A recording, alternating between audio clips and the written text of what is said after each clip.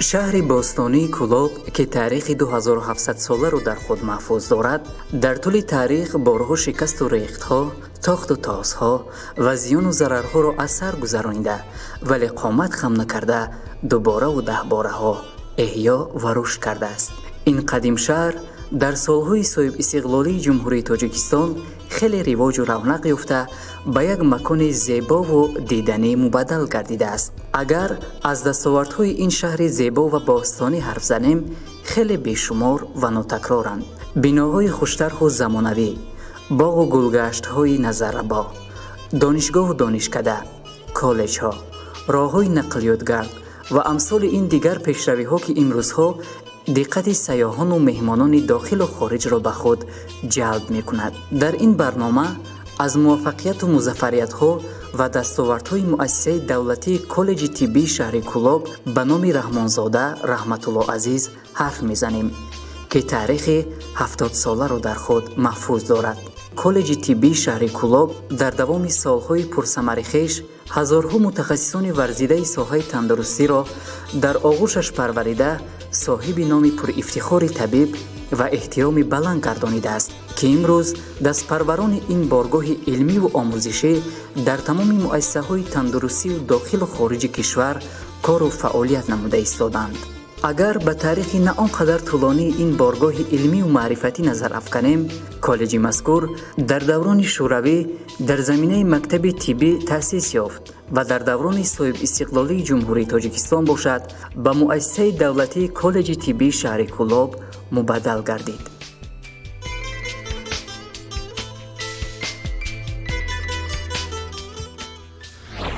дар ҳақиқат 70 сол дар тӯли таърих на он қадар соли тӯлонист. ёд дорам фаъолияти аввалини корамро дар ин муассиса. агар ба таърихи муассиса назар афканем, дар он солҳо дар муассиса шумораи ками донишҷӯён фаъолият менамуданд. ҳамагӣ 3 шуъба: шуъбаи момоӣ, шуъбаи кори ҳамширагӣ ва шуъбаи фармасевтӣ арзи вуҷуд дошт. аввалин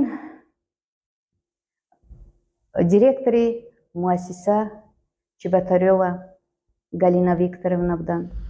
фаъолияти ин даргоҳи дониш аз соли 1953 оғоз гардидааст.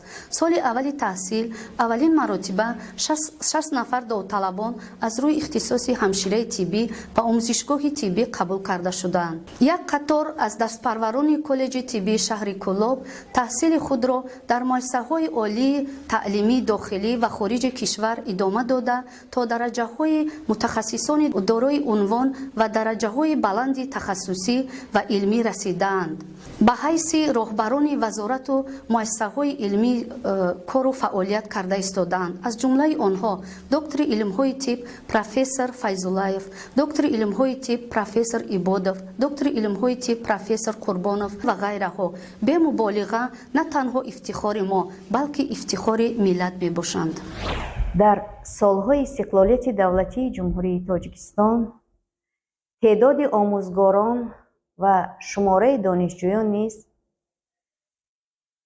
афзудааст ва имрӯз дар муассиса 16 кафедра, 6 факултет амал менамояд. муассисаи давлатии таълимии коллеҷи тиббии шаҳри Кӯлоб ба номи Раҳмонзода Раҳматулло Азиз тӯли як 70 сол аст, ки дар самти омодасозии мутахассисони миёнаи тиббӣ кору фаъолият дорад ва то имрӯз ин коллеҷро ҳазорон нафар мутахассисон аз рӯи ихтисосҳои гуногун хатм намуданд ва дар дохил ва хориҷи кишвар айни замон кору фаъолият карда истодаанд. қайд намудан зарур аст, ки нақши коллеҷи тиббии шаҳри Кӯлоб дар таъмин намудани муассисаҳои соҳаи тандурустии шаҳру минтақаи Кӯлоб ва вилояти Хатлон бо мутахассисони миёнаи тиббӣ хеле гарон аст ва ин аст, ки солҳои охир душворие, ки дар самти норасоии мутахассисони миёнаи тиббӣ бахусус ҳамшираҳои тиббӣ оилавӣ дар вилоят норасоӣ буд. имрӯзҳо ин муаммо хеле бартараф шудааст ва қариб ки дар ин самт норасоӣ кадрӣ ба мушоҳида намерасад.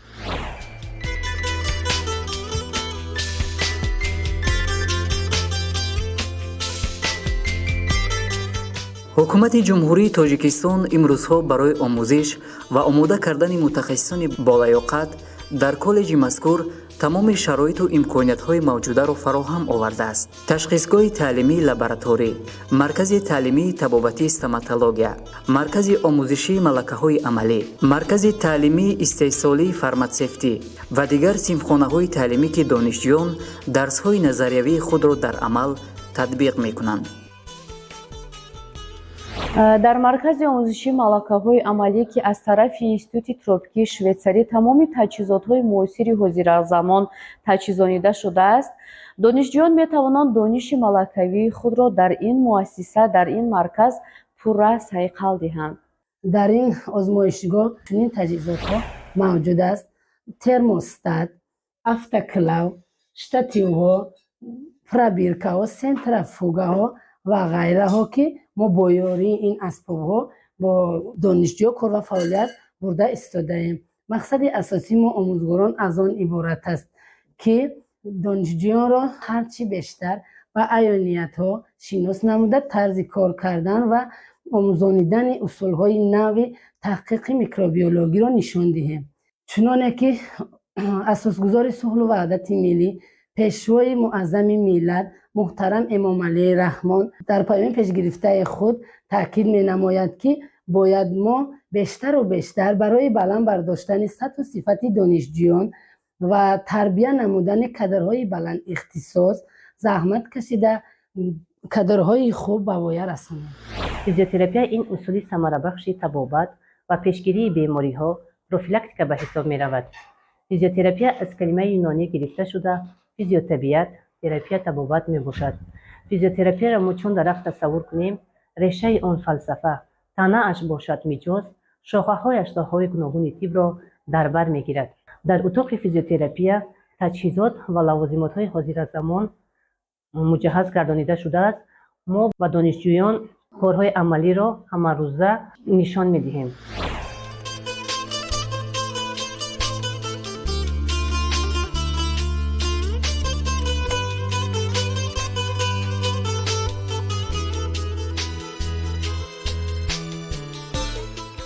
дар коллеҷ аз рӯи 7 ихтисос мутахассисони миёнаи тиббӣ омода карда мешаванд.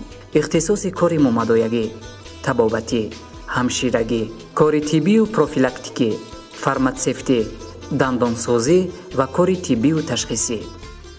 дар коллеҷи тиббии шаҳри Кӯлоб ба номи Раҳмонзода Раҳматулло Азиз тамоми талаботҳо барои гузаштани дарс, яъне ки фаҳмондатии ба донишҷӯён ба талабот ҷавобгӯ мебошад. аз қабили гӯшаҳои электронӣ, мулияшҳо, китобу дафтарҳо, яъне ки мо дарс медиҳем ки ба донишҷӯён фаҳмотар ва пурратар мегардад. ва мо ба асосгузори сулҳу ваҳдати миллӣ, президенти ҷумҳурии Тоҷикистон муҳтарам Эмомалӣ Раҳмон миннатдоригии худамонро баён менамоем, ки дар давлати тинҷу осуда зиндагӣ дорем ва мо яъне ки фани момои мо тайёр намудани мутахассисони яъне ки момадоя мебошад, мутахассиси хуб, чунки дар оянда мутахассисони мо ба ду кас сару кор мегиранд. ин муассиса ба тамоми талаботҳо ҷавобгӯ мебошад. ҳадафи мо омӯзгорҳо ки ин тарбия намудани насли ҷавон мебошад, мо кӯшиш карда истодаем, ки ҷавононро дар роҳияи ватандостӣ, хештаншиносии миллӣ, меҳанпарварӣ, баландбардоштани савияи дониши донишҷӯён ва инчунин ба донишҷӯён фаҳмонда додани тарзи дурусти ҳаёти солим тарбия намоем, чунки ояндаи ҷомеаи солим маҳз аз ҷавонон вобастагии калон дорад. дар самти корҳои илмӣ низ дар коллеҷ солҳои охир фаъолият бештар гаштааст. аз ҷумла ани замон дар коллеҷ 5 нафар устодон унвони илмӣ доранд, яке доктори илми тиб ва 4 нафари дигар номзадони илм мебошанд, ки ба роҳбарии кафедраҳоро ба ӯҳда доранд ва ҳамчунин зиёда аз 13 нафар омӯзгорони коллеҷ дар бахшҳои гуногуни соҳаҳои тиб ва ҳамчунин соҳаҳои омӯзгорӣ, педагогӣ ва дигар самтҳо корҳои илмӣ дар заминаҳои донишгоҳҳои олии ҷумҳурии Тоҷикистон пеш бурда истоданд ва бовар дорем ки солҳои минбаъда он шароите ки имрӯз дар коллеҷ ҳаст ба мо имкон медиҳад ки сатҳи тахассуснокии омӯзгорон беҳтар карда шавад ва дарҷанокии илмии омӯзгорон беҳтар карда шавад ки яке аз омилҳои асосӣ мебошад ки ба сифати таълим ва сифати омодасозии мутахассисони миёнаи касбӣ таъсири мусбӣ мерасонад.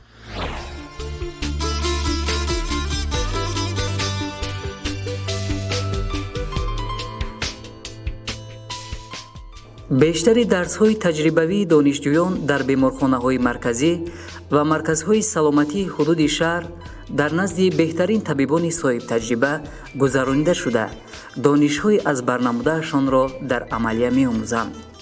зеро табиб шудан кори саҳлу осон намуда, ин касби пурифтихор масъулияти баландро талаб мекунад. дар муассисаи мо нисбат ба илм ва илмомӯзӣ таваҷҷӯҳи хоса доранд ки имрӯз талаботи ҳукумати ҷумҳурӣ ҳам ҳамин аст ки мо бояд сафи олимон ва мутахассисони варзидаро зиёда гардонем. коллеҷи тиббии шаҳри Кӯлоб солҳои соҳибистиқлолӣ хеле аз ҷиҳати заминаи моддию техникӣ ва заминаи кадрӣ рушд намуд. хушбахт аз он ҳастем ки ҳукумати ҷумҳурии Тоҷикистон бо сарварии пешвои муаззами миллат асосгузори сулҳу ваҳдати миллӣ муҳтарам Эмомалӣ Раҳмон ба соҳаҳои тандурустӣ ва маориф диққати хеле ҷиддӣ медиҳанд ва ин аст ки муассисаҳои таҳсилоти миёнаи касбии тиббӣ аз ҷумла коллеҷи тиббии шаҳри Кӯлоб низ давоми 31 соли соҳибистиқлолии давлатамон бо дастовардҳои назаррас ноил гаштаем. айни замон дар коллеҷ зиёда аз 3000 донишҷӯён таҳсил мекунанд. аз рӯи 7 ихтисоси таҳсилоти миёнаи касбӣ коллеҷ мутахассис омода менамояд ва барои кору фаъолият ба муассисаҳои тандурустии вилояти Хатлон ва ҷумҳурӣ равона карда мешаванд. айни замон дар коллеҷ зиёда аз 200 нафар омӯзгорон ба донишҷӯён таълим мегӯянд ва дар коллеҷ 16 кафедра фаъолият дорад ва омӯзгорон сол аз сол аз такмили ихтисос мегузаранд ва боиси қаноатмандист ки зиёда аз 50% омӯзгороне ки дар коллеҷ фаъолият мекунанд соҳиби дараҷаи тахассусии олӣ ва якум мебошанд.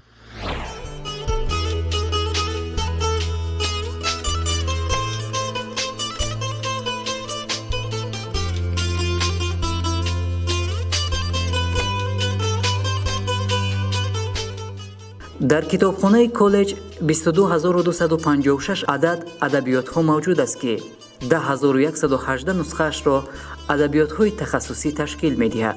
донишҷӯёни коллеҷ дар китобхона баробари омӯхтани дарсҳои тахассусӣ боз ба озмунҳои сатҳи ҷумҳуриявию байналмилалӣ омодагӣ мегиранд. албатта хурсандиовар аст ки аз ҷониби пешвои муаззами миллат муҳтарам Эмомалӣ Раҳмон солҳои охир озмунҳои сатҳи ҷумҳуриявӣ фуруғи субҳи доноӣ китоб аст, илм фуруғи маърифат, Тоҷикистон ватани азизи ман ва инак имсол ки яке аз озмунҳои беҳтарин барои худшиносии миллат, донистани таърихи халқи тоҷик ба тамоми донишҷӯён як таъсири мусбӣ мерасонад. Инам бошад озмуни ҷумҳуриявии тоҷикон дар оинаи таърихи миллат мебошад ки имсол аллакай дар Тоҷикистон ин озмун низ яъне баро монда шудааст ва дар коллеҷи тиббии шаҳри Кӯлоб низ аз тарафи кафедраҳо, аз тарафи раёсати таълим дар самти ба озмунҳои дохилимуассисавӣ ҷалб намудани донишҷӯён сафарбар карда корҳои ташкилӣ ташвиқотӣ бурда истоданд. аллакай давраҳои дохилимуассисавӣ озмунҳои илм фуруғи маърифат, фуруғи субҳи доноӣ китоб аст, Тоҷикистон ватани азизи ман ва тоҷикон дар оинаи таърихи миллат ташкилу баргузор карда шуданд. ғолибони озмунҳо ба давраҳои шаҳрӣ озмунҳои мазкур пешниҳод карда шуданд ва бовар дорем ки он шароит, он замина ки дар коллеҷ ҳаст ба мо имкон медиҳад ки донишҷӯёнро дар сатҳи хуб омода намоем ва дар озмунҳои сатҳи шаҳрию вилоятӣ ва ҷумҳурӣ низ соҳиби ҷойҳои намоён гардонем. کتاب منبع علم و دانش، سرچشمه دریای عقل، آینه حیات و کلید در گنج سخن است. شاعر بزرگ عبدالرحمن جامی کتاب را چنین وصف کرده است: انیس کنج تنهایی کتاب است، فروغ صبح دانایی کتاب است.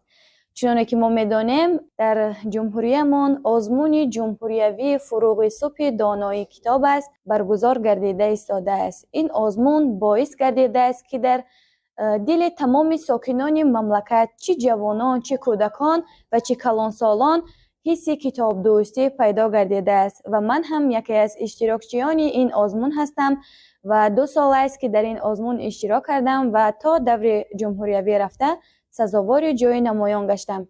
من در این آزمون از روی نامیناسیون آثار ادیبان کلاسیک اشتراک کردم و موافق نظامنامه آزمون زیاده از 150 غزل، 40 تا کتاب نثری، 200 تا رباعی، زیاده از 300 بیت داستان و دیگر نوع‌های شعری از خود کردم.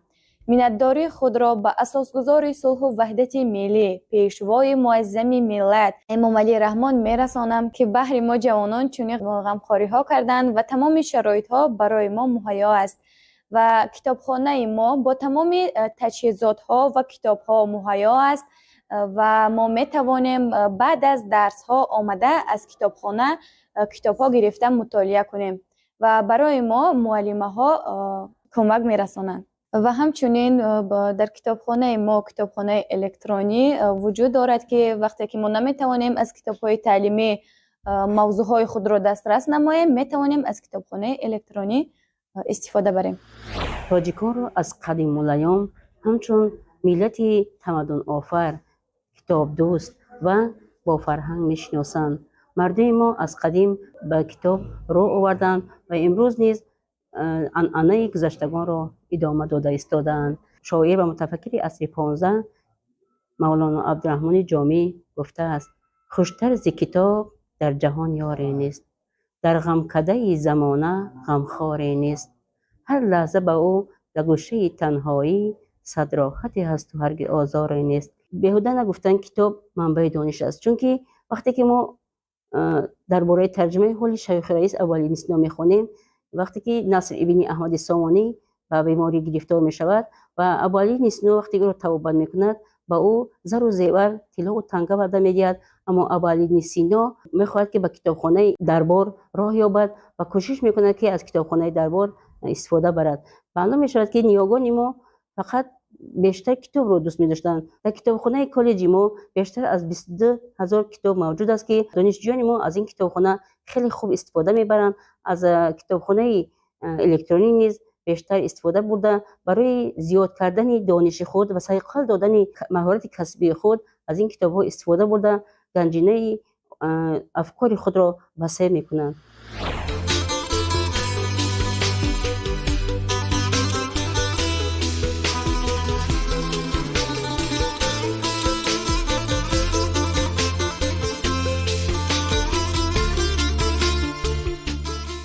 در کالج مذکور از دوردستترین شهر و نواحی جمهوری تاجیکستان دانشجویان به آموزش فرا گرفته شدند که به خوابگاه زمانوی و جوابگو به طلبات زمان تامین می باشند. در این روزها در نزد کالج ساختمان بینای خوابگاه عبارت از 9 آشیانه به نقشه گرفته شده است که در دایره استقبال از جشن 35مین سالگرد استقلال دولتی به استفاده داده می شود. با ابتکار اساسگزار صلح و وحدت ملی президенти ҷумҳурии тоҷикистон муҳтарам имом али раҳмон соли 2015 санги асоси хобгоҳи замонавӣ барои донишҷӯён гузошта шуд ва имрӯз сохтмон идома дорад. таваҷҷӯҳи ҳукумати ҷумҳурии тоҷикистон ба вижа президенти мамлакат нисбат ба ҷавонон хеле зиёд аст.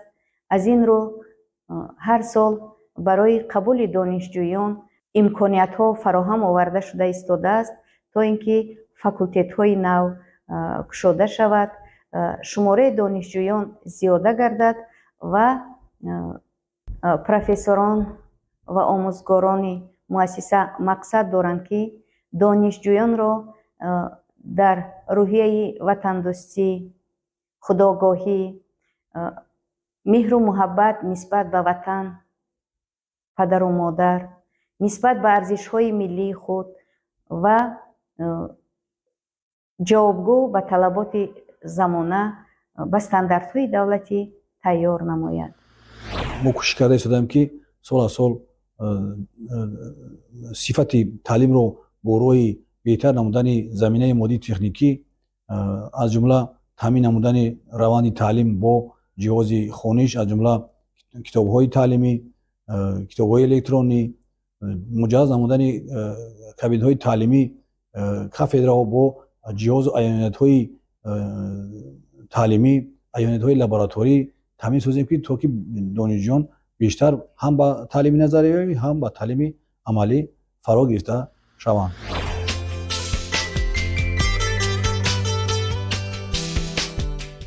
коллеҷи тиббӣ дорои майдони варзишӣ ва толори варзишии замонавӣ мебошад ва ин имкон медиҳад дар он машғулиятҳои тарбияи ҷисмонӣ ва мусобиқаҳои гуногуни варзишӣ гузаронида шавад. донишҷӯён пайваста дар чорабиниҳои гуногуни варзишӣ ширкат намуда ҷойҳои намоёнро ишғол менамоянд. дар муассисаи давлатии таълимии коллеҷи тиббии шаҳри Кӯлоб ба номи Раҳмонзода Раҳматулло Азиз кафедраи тарбияи ҷисмонӣ ва мудофиаи шаҳрвандӣ фаъолият менамояд. мақсади ин кафедра баланд бардоштани маҳорати варзишии донишҷӯён ва бедор намудани ҳисси ватандӯстии онҳо мебошад. боз ҳам дар кафедра сексияҳои варзишӣ амал менамояд. аз рӯи намудҳои футбол занона, футбол писарона, волейбол бонувон амал менамояд ки дар онҳо омӯзгорони кафедраи тарбияи ҷисмонӣ машқ медиҳад ва мақсади ин сексия ташкил намудан дар муассисаи давлатии таълимии коллеҷи тиббӣ ин мебошад ки барои пайдо намудани варзишгарони беҳтарин таъин намудани дастаи якачини муассисаи давлатии таълимии коллеҷи тиббии шаҳри Кӯлоб мебошад. донишҷӯ духтарои мо дар мусобиқаҳои ҷумҳуриявӣ иштирок намуда ҷойҳои якум ва дуюмро ишғол намуда ва барои иштирок дар чемпионати Осиё номнавис шуданд. боз аз рӯи намуди волейбол писарона духтарона варзишгарони мо дар чемпионатҳои ҷумҳуриявӣ, шаҳрӣ ва вилоятӣ иштирок намуда ҷойҳои намоёнро ишғол намуданд.